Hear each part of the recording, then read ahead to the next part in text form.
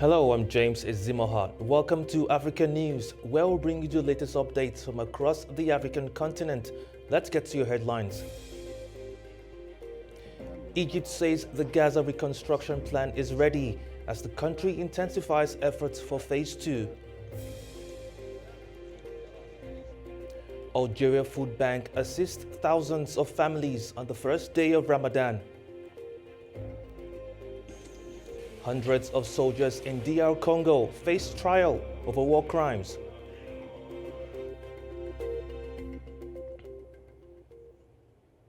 Thank you for joining us. We begin in Egypt, where Egyptian Foreign Minister Badr Abdelati says Egypt's Gaza reconstruction plan is ready and will be presented at the Arab Summit on Tuesday. The plan aims to keep Palestinians in their land with international support. Arab states oppose President Donald Trump's plan for U.S. control of Gaza and Palestinian resettlement. Abdelati reaffirmed Egypt's efforts to maintain the ceasefire and start the next phase of negotiations. After the summit, an Organization of Islamic Cooperation ministerial meeting in Saudi Arabia will push for global recognition of the summit's decisions. There is a ceasefire agreement consisting of 3 phases. We have finished the first phase. We must implement the remaining obligations and enter into rapid negotiations to discuss the second phase of the ceasefire agreement.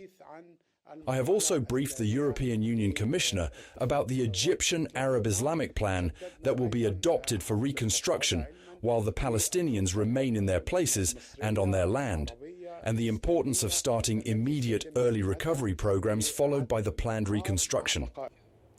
To Algeria, where an annual campaign by the country's food bank aims to donate food parcels to 10,000 families during the holy month of Ramadan.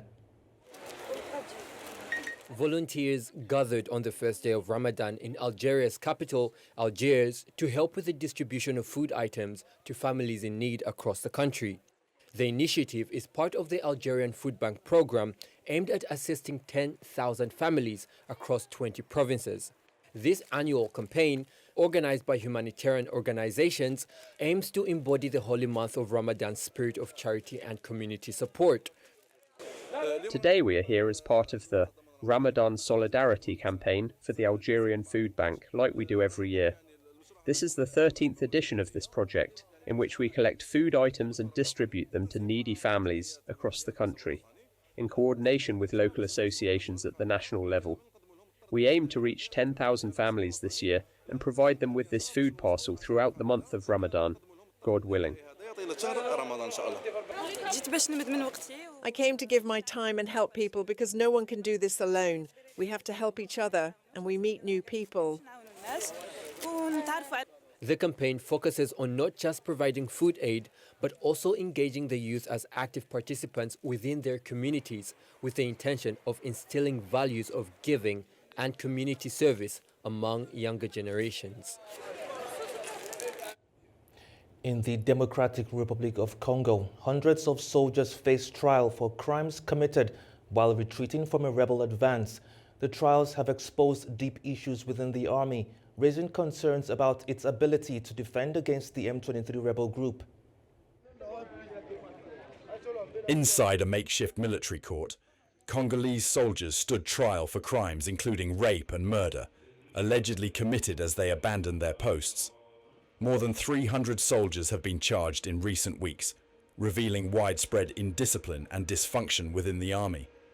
A confidential UN memo warns that the military's weakening command structure could lead to further abuses against civilians.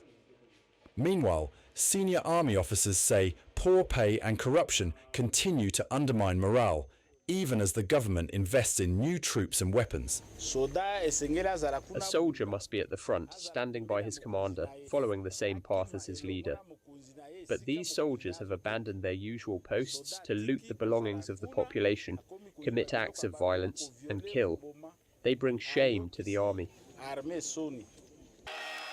A conflict researcher says the army must be restructured to counter the growing rebel threat.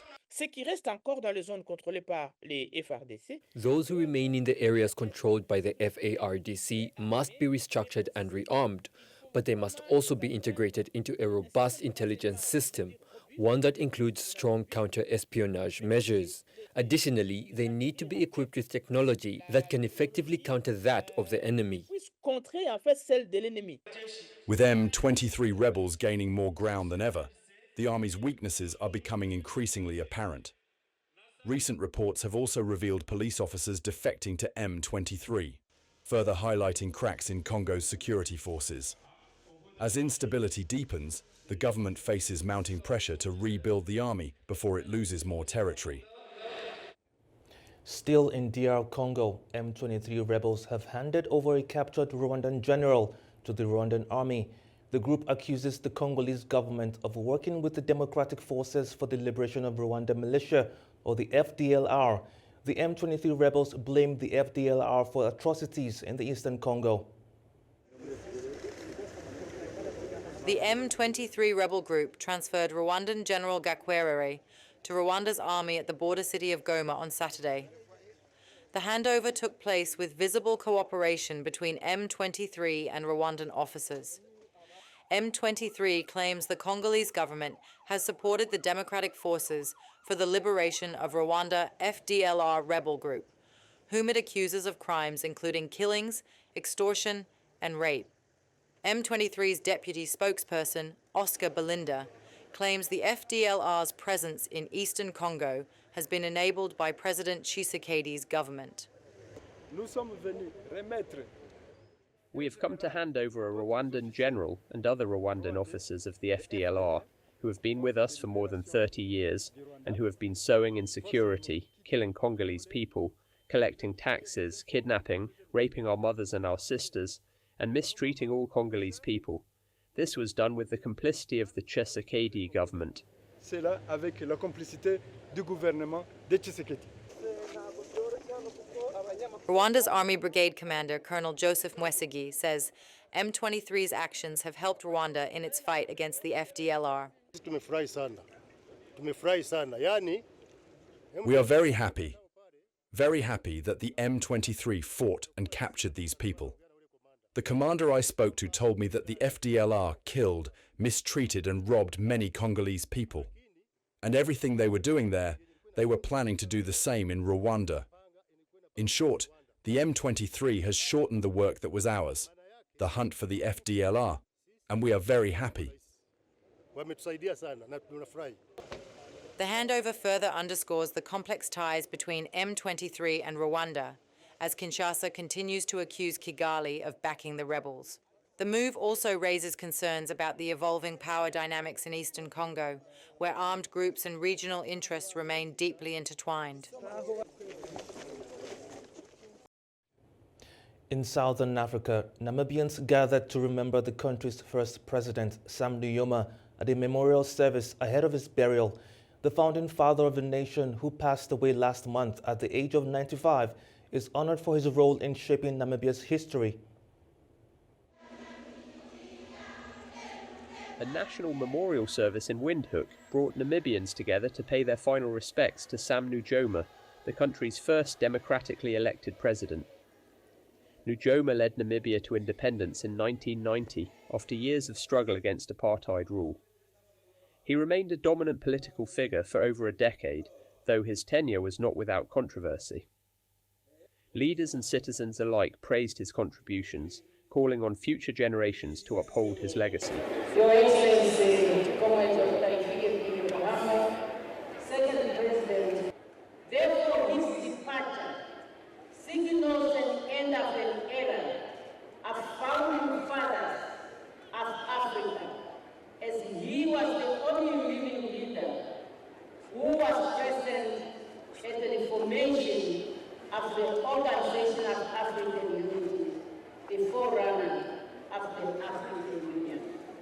And this is a responsibility left to us, the current generation, to ensure that we do not betray what we stood for. We are not only mourning today, we are celebrating an extraordinary leader who has contributed significantly to our country's independence and who will continue to inspire us for many more years to come. Sam Nujoma's burial will take place at Heroes Acre, where he will be laid to rest among Namibia's most revered figures. In West Africa, Nigerian-British designer Tokyo James is celebrating a decade in the fashion industry with a unique showcase at the Milan Fashion Week. Breaking away from tradition, he presented his collection themed Midnight from Lagos and streamed it live to Milan. Take a look. Marking 10 years in the industry, Nigerian designer Tokyo James showcased his latest collection at Milan Fashion Week, but with a twist. Instead of a traditional runway in Italy, he staged the show in Lagos and streamed it live to Milan.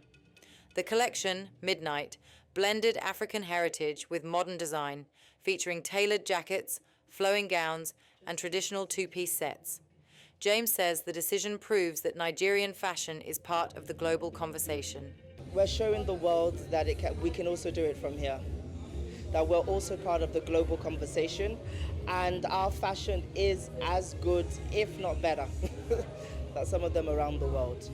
The leather parts is, I'm just obsessed with leather. I think it's such a durable material, and a lot of people don't know that a lot of the leathers, a good proportion of the leathers around the world come from Nigeria, that we export out of the world. We're literally exporting to some of the major brands in the world. The Lagos state government sees fashion as a tool for cultural export, as Commissioner Toke Benson-Awoyinka explains. Fashion is global. It's our culture being exported. It's our heritage being exported. I'm dressed in Nigeria today. It's a statement piece because I want to show the world that you can be dressed Nigerian, made Nigerian, be Nigerian, and be accepted worldwide. With this milestone collection, James is reinforcing Nigeria's place on the global fashion map. His Lagos Milan showcase is another step in proving African fashion's international appeal. Milan Fashion Week runs until March 3rd.